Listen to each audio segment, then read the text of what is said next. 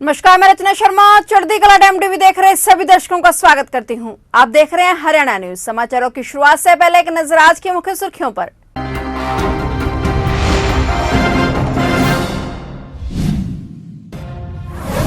मुख्यमंत्री मनोहर लाल की अध्यक्षता में मंत्री परिषद की बैठक 31 अगस्त को दोपहर 3 बजे हरियाणा सिविल सचिवालय में होगी बैठक। 2024 के रन का श्री गणेश करेगी बीजेपी अध्यक्ष जेपी नड्डा 2 सितंबर को कैथल में करेंगे बड़ी रैली। आज यमुनानगर जिले की विधानसभाओं के दौरे पर ओपी चौटाला कार्यकर्ताओं से रूबरू हुए। पूर्व मुख्यमंत्री ओम प्रकाश चौटाला ने भाजपा सरकार पर बोला हमला।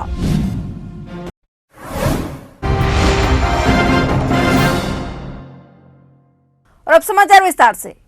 हरियाणा के मुख्यमंत्री मनोहर लाल की अध्यक्षता में मंत्री परिषद की बैठक बुलाई गई है। यह मीटिंग 31 अगस्त को दोपहर बाद 3 बजे होगी। इस बैठक का आयोजन हरियाणा सिविल सचिवालय की 4थी मंजिल पर स्थित मुख्य सभा कक्ष में होगा। बैठक में मुख्यमंत्री मनोहर लाल की अध्यक्षता में कई अहम मुद्दों पर चर्चा होगी।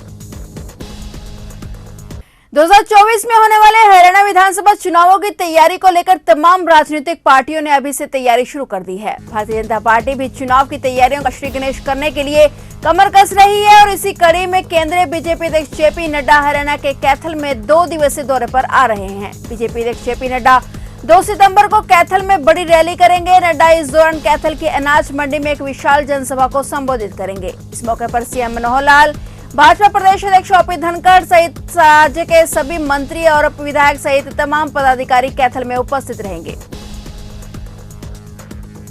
हरियाणा के पूर्व मुख्यमंत्री ओम प्रकाश चौटाला यमुनानगर जिले की रादौर विधानसभा में कार्यकर्ताओं से रूबरू हुए। दरअसल इनेलो सुप्रीमो ने बीती 22 अगस्त से प्रदेश के विभिन्न विधानसभा क्षेत्रों के दौरे की शुरुआत की है। इनेलो सुप्रीमो प्रत्येक हलके में कम से कम 10 गांवों का दौरा कर रहे हैं और गांवों की चौपाल में जाकर लोगों से रूबरू भी हो रहे हैं। इसी के चलते पूर्व मुख्यमंत्री ओम प्रकाश चौटाला आज यमुनानगर जिले की रादौर विधानसभा क्षेत्र में पहुंचे। इस दौरान इनेलो सुप्रीमो चौधरी ओम प्रकाश चौटाला ने कहा कि देश और प्रदेश में तीसरा मोर्चा बनेगा। उन्होंने कहा कि सरकार से सभी लोग दुखी और परेशान हैं और यह दुखी लोग जुड़ना चाह रहे हैं। वहीं चौटाला ने कहा कि 25 सितंबर को स्वर्गीय चौधरी देवी लाल का जन्मदिवस फतेहाबाद में मना रहे हैं, जिसमें मंच पर देश के विभिन्न राजनीतिक पार्टियों के बड़े नेता बैठे दिखाई देंगे। इससे लोगों को हौसला मिलेगा और निश्चित रूप से तीसरा मोर्चा बनेगा। बता दें कि चौटाला यमुनानगर के पत्रकार अश्विनी दत्ता के निवास पर पत्रकार वार्ता को संबोधित कर रहे थे।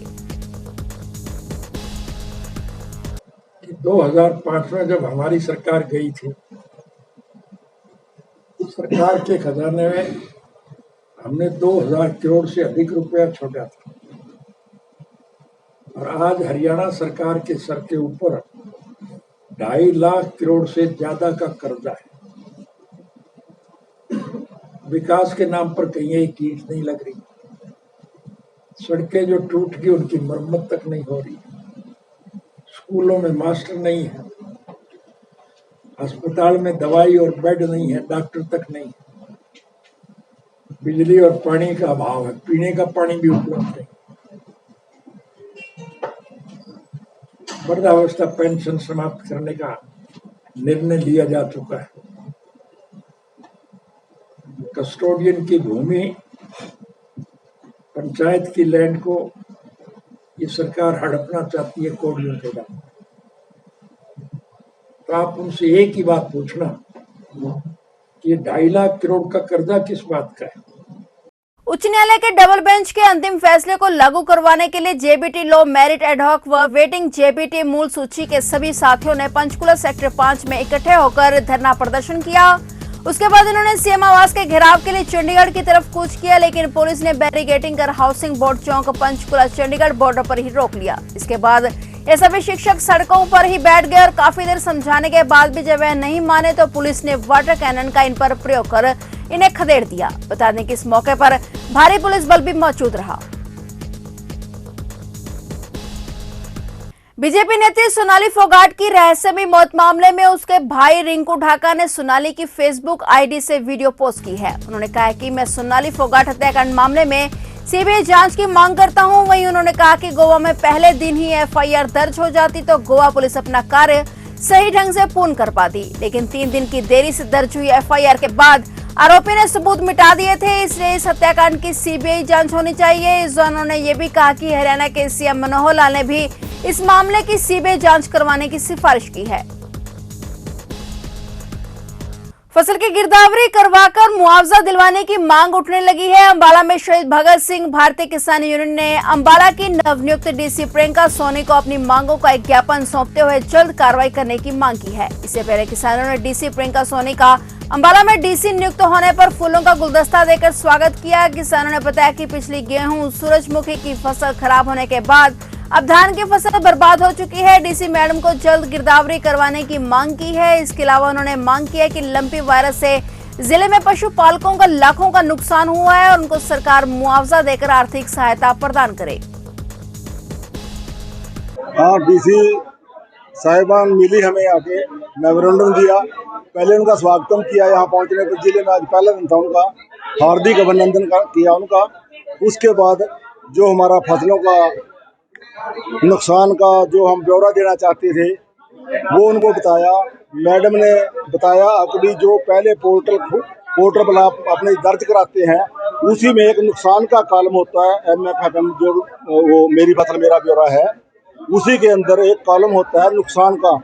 पोर्टल अगर वो बंद हुआ तो हम डीसी साहब को रिपोर्ट करेंगे। निवेदन है डीसी साहबा से, आप भी गौर करें, अगर वो पोर्टल बंद है तो पोर्टल खुलवाया जाए ताकि किसान अपने नुकसान का ब्यौरा उसके अंदर कॉलम के अंदर दे सके, मेरा कितना % नुकसान है। और डीसी साहबा ने बताया यही तुरंत पटवारी के पास मेरी फसल मेरा ब्यौरा के तहत पटवारी के पास तुरंत पहुंच जाता है। पटवारी की जिम्मेवारी निर्धारित हो जाएगी आपके खेत में जाके फसल का निरीक्षण करना। देखिए अफसर साहबान एक दो दिन में तो नहीं पता लगता, लेकिन जो डीलिंग हमारे साथ हुई है हंसमुख चेहरे से और मृद भाषा से, बिल्कुल मधुर भाषा थी, मधुर भाषा से उन्होंने हमारा स्वागतम भी स्वीकार किया और हमारी बातों का जवाब बहुत स्पष्ट रूप में दिया। कोरोना संकट काल के कारण बंद हुई राहगिरी एक बार फिर से शुरू हुई है। राहगिरी शुरू होने से नन्हे मुन्ने बच्चों से लेकर युवा वर्ग तक में सब में भारी उत्साह नजर आया। मुख्य अतिथि समाज सेवी रिंकू गोंडा व योगाचार्य सुखदेव जी ने मुख्य अतिथि के तौर पर शिरकत की। स्ट्रीट एक्टिविटी में बच्चों ने बढ़ चढ़कर हिस्सा लिया। वहीं डांस स्टेज पर भी सांस्कृतिक कार्यक्रमों पर बच्चों ने दर्शकों की खूब वाहवाही लूटी।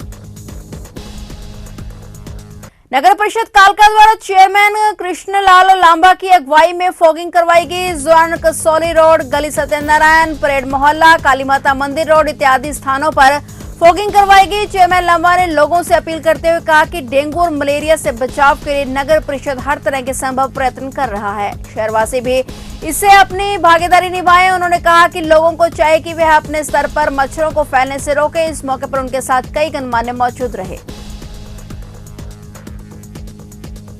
फिलहाल हरियाणा के समाचारों में इतना ही और नए समाचारों के साथ फिर से हाजिर होंगे। तब तक के लिए देखते रहिए चढ़ती कला टाइम टीवी।